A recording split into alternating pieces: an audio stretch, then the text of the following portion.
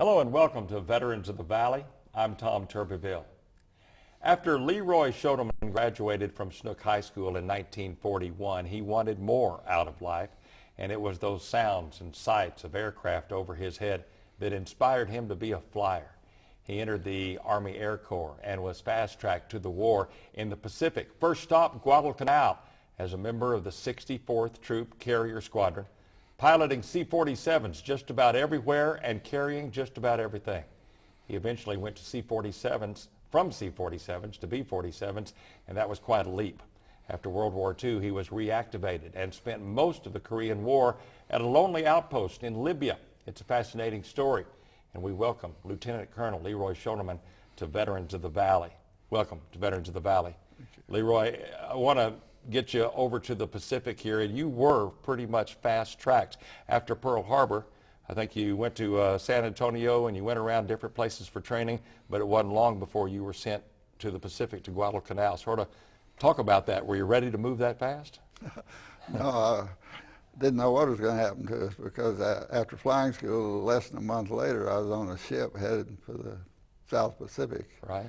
Landed in New Guinea, and finally they flew us over to Guadalcanal at Henderson Field, and there's where I joined my 64th Troop Carrier Squadron.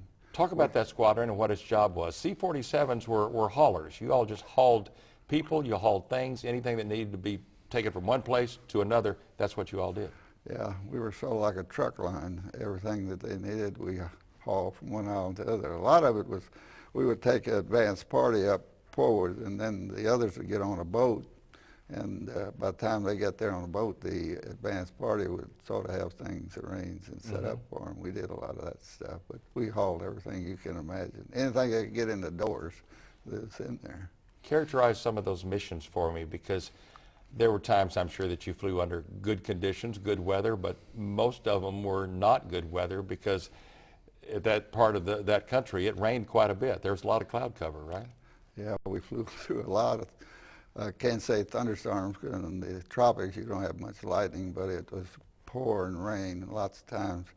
And fortunately, most of the airfields were built right on the beaches, so that when you found the island, the beaches were open. There was no rain. The rain was more up in the mountains, and so we could find the thing. There was no navigational aids or anything like we have nowadays. It was pretty much pilots and sight. Right.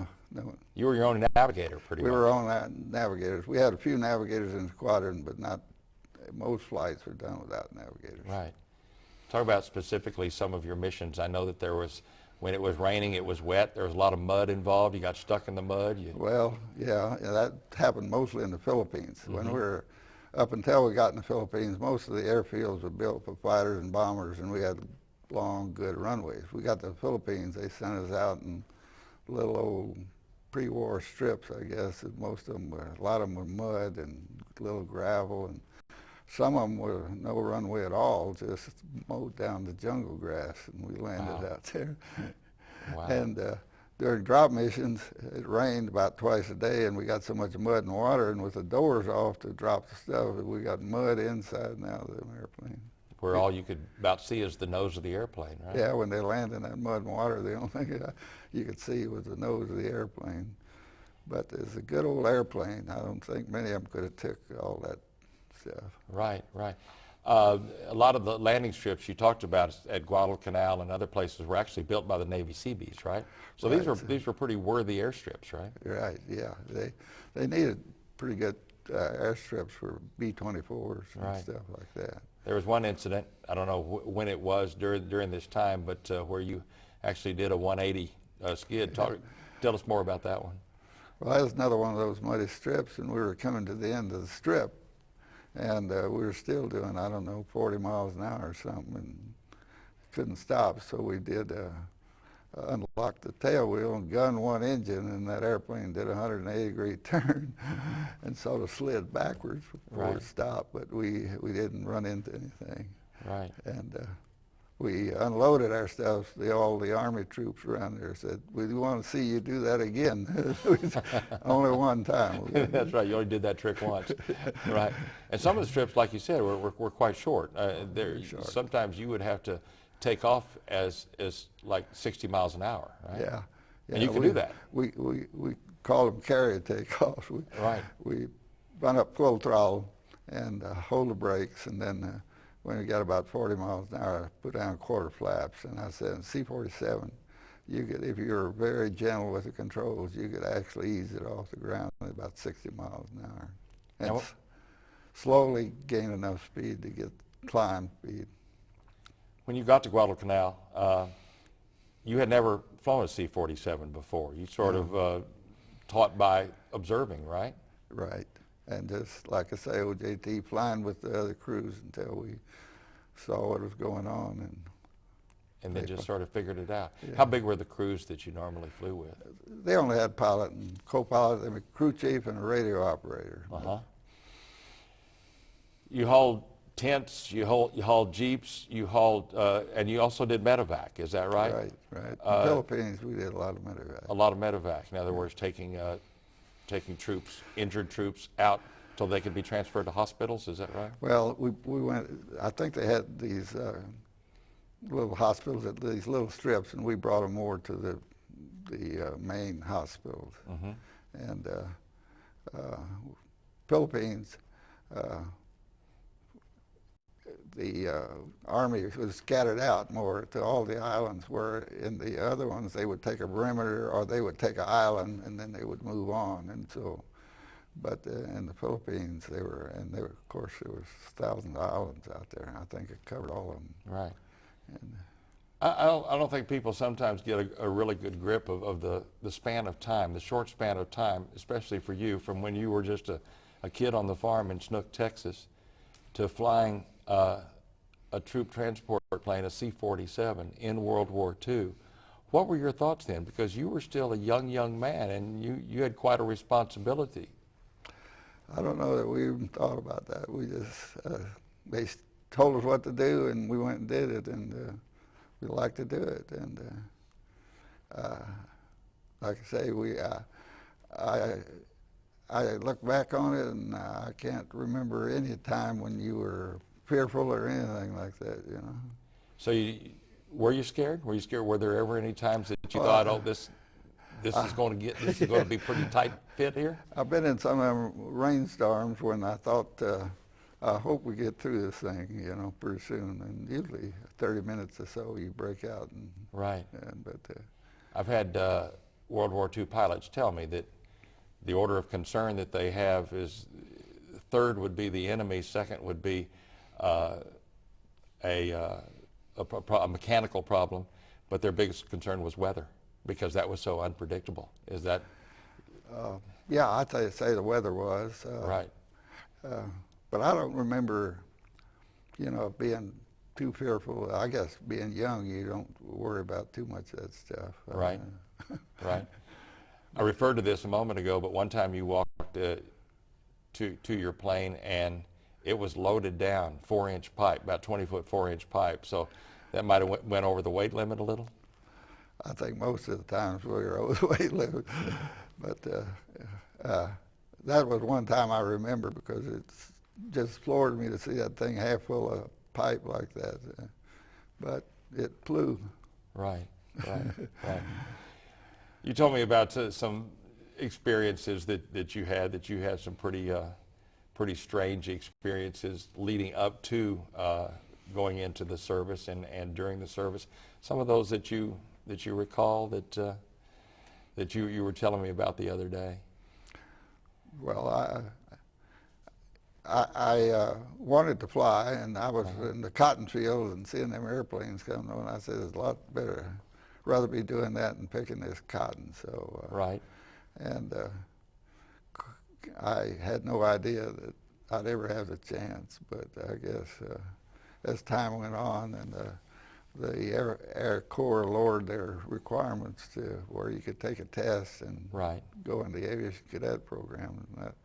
So I went to San Antonio and somehow passed the test. Now, before all that, you were involved in a National Youth Association, a Yeah. CCC. We've talked about that on this show before, about a CCC. Explain exactly what Well, that is. this was not exactly the CCC. It's like a CCC. Yeah, right? it was called the National Youth Association Administration, I guess. Yeah. And they had I went to Inks Lake, and they had a camp there, and they had a guy there who was rebuilding a Aranca. And there was 3 or 4 of us that were interested in airplanes, so we went and helped him. And we rebuilt that Aranca. He did a lot of the work, except for us doing a lot of sanding and stuff. Right. But after Pearl Harbor, they started closing down all these things, and they sent me to Corpus Christi and At the Naval Air Station. at the Naval Air Station, and I worked in the engine overhaul department down there until I guess 1942. Right. I You were working on the F2Fs, the planes, Yeah, the biplanes F2F. by Grumman, right? Oh yeah. Oh, biplane Grummans. We had Right. Wright engines in them, and sounded like a bumblebee. Looked like a bumblebee. Right, right. They made you all civil service, and you worked there until November of '42, and then you said you went to San Antonio and you took the test. You Well, took Go yeah, ahead. I went and took the test before I quit, but then when I see. passed the test, I think I worked till about December before Christmas, and I decided to go home. Right. This was aviation cadet training program. Yeah. And they swore you in the same day. You passed the test and they swore you in. Everything was being fast-tracked about now, right? Yeah, I couldn't believe it. Then I guess they just looked at it as no physical, no nothing. They just swore us in. You were at Stillwater, Oklahoma. Took some education classes there, right? Took Yeah. physics for the first time. Is that right? Yeah, after basic training at Shepherd Field, they sent us up to Stillwater to what they called a college training detachment, and they taught us a lot of math and physics, and of course, still a lot of marching and stuff like that. But that helped me a lot, I think, because I never had physics at Snook High School. You went to pre-flight in San Antonio, then to bottom for primary in the PT-19. That was the open cockpit plane. Basic in Greenville, and then the twin engine advance at Ellington Field. So, and they told you it'd be about 6 months, but ended up being pretty quick. That, like we said, that you were off to California and to Stoneman. Is that right? Camp Yes, Stoneman. Stoneman Camp, and then to New Guinea, and then you were there. Yeah. Let's look at some pictures that we've got here. These are some pictures that you supplied for us, and boy, there's a young flyer right there. About how old were you in that picture?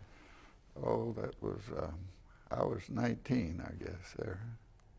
Was that during training, or were Yeah, you... that was primary training in Bonham. And we were up there probably in fall of 43, and yeah. Now there you are, peering out of the Yeah.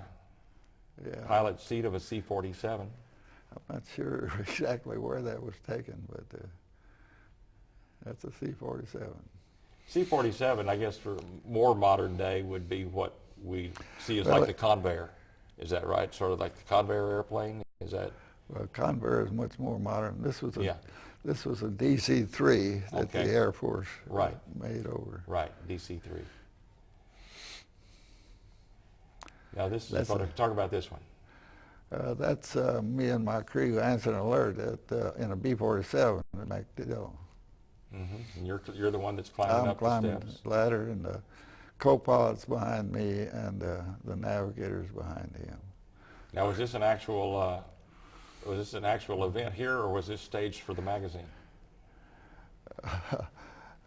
I don't know. I Okay. think it was probably staged. Okay, because the next picture that you're going to see is this same picture, and it was used actually on a telephone directory at MacDill, right? Yeah. Yeah. So that's Same why I photograph. think it was probably staged. So people had your picture in their drawers and next to their telephones. I'm sure we were on alert, Uh-huh. but we probably did this for the cameraman, because Right. you can see our alert vehicle in the background there. Yeah. It looks like you're smiling going up the steps. This is you and your wife, Barbara. You lost your wife last year, Barbara. And but I know that you all were married for a long time. Do you remember what this? I think she's receiving some sort of an award that you're presenting to her. No, that's not me. That's the base commander at Oh, I'm sorry. MacDill. Okay, okay. That's your wife, commander. That's your wife and the commander, and she's receiving an award. Yeah, I don't remember what it's for. I don't know whether it's said in that book or not. But Yeah. What was she doing during the war? During World War II, Mm-hmm. oh, she was a student there working in Providence, Rhode Island. Oh, is that right? Yeah. That's right. Because you had not met her yet. Is that right? I mean, you had not met her while you were over there during the war. I didn't meet her until I was at Otis for 1952. Right, right. This is from a magazine. Talk about this, and why were you the flying crew of the month?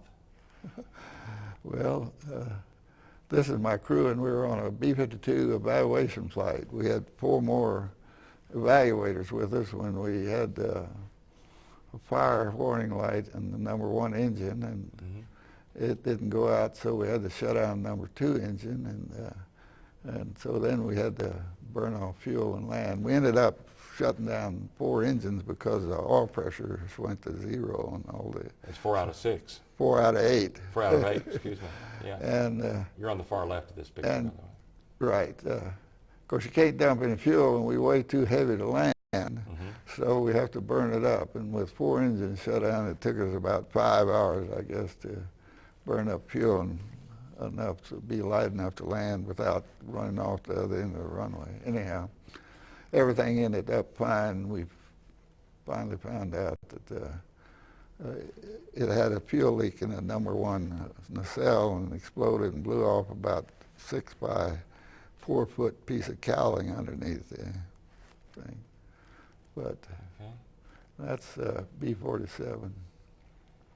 That's quite a different airplane than the C-47, isn't it? It was a state-of-the-art airplane, but very, very tricky to fly. You had to pay attention to it all the time. It was fast. In fact, it could outrun F-86 at altitude. It's a magnificent looking plane.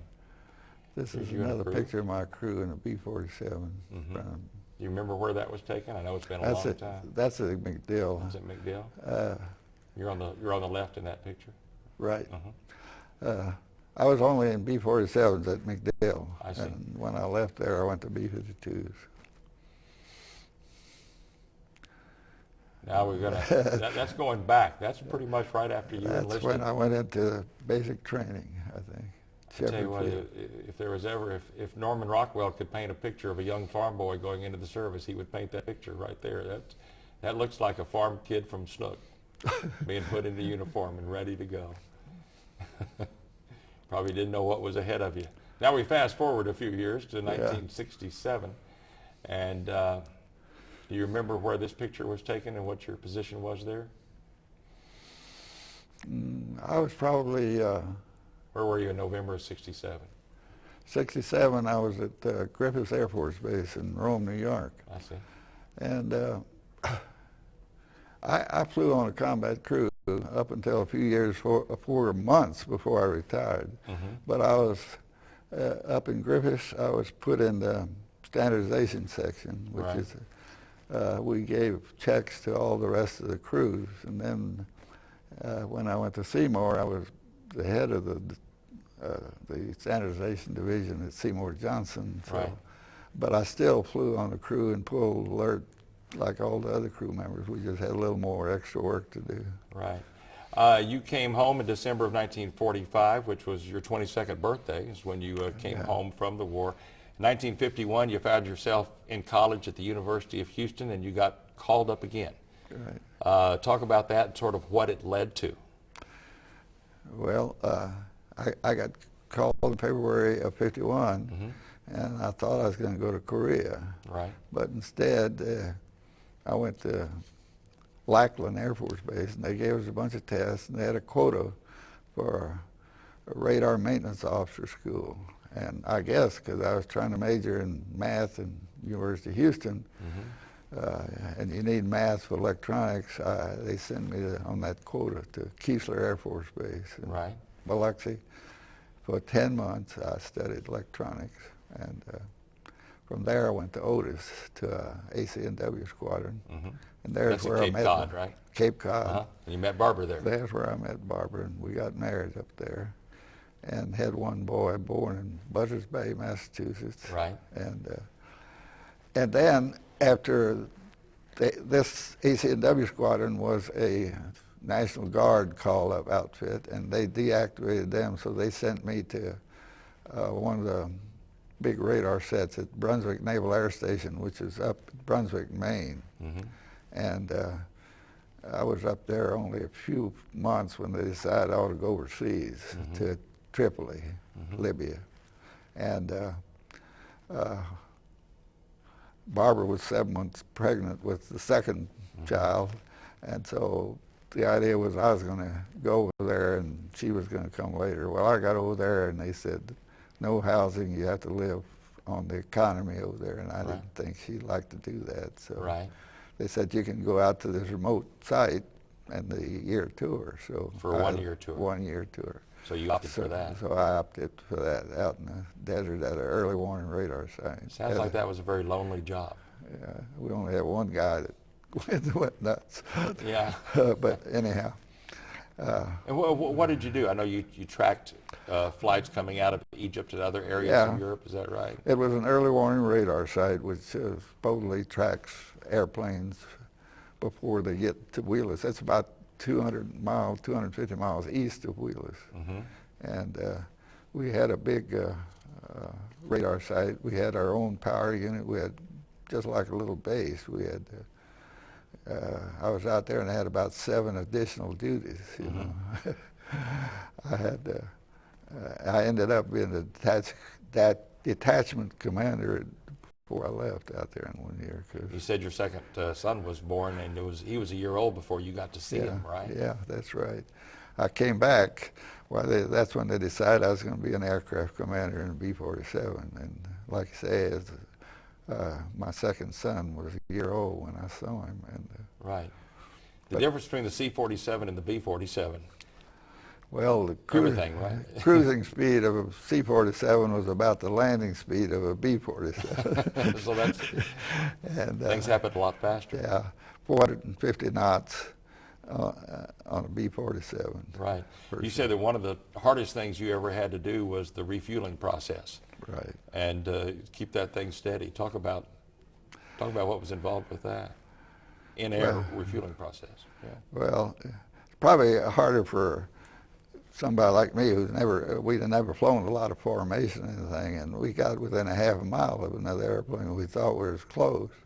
And then when you had to go right up underneath that thing, it's a ticklish situation, very much. I like I say, I've never concentrated on anything so hard. And most people I know of were wringing wet sweat when they got through, especially it was refueling a B-47 on an old KC-97 that couldn't go but 200 knots. And, and we were about to stall out back there behind them. And for it was a blessing when we finally got some KC-97s. Right. And of course, we refueled down to 15,000 feet in the KC-97 where all the weather was usually at too, and you're going through clouds. Right. It's the toughest thing I ever tried to do in my life. Right.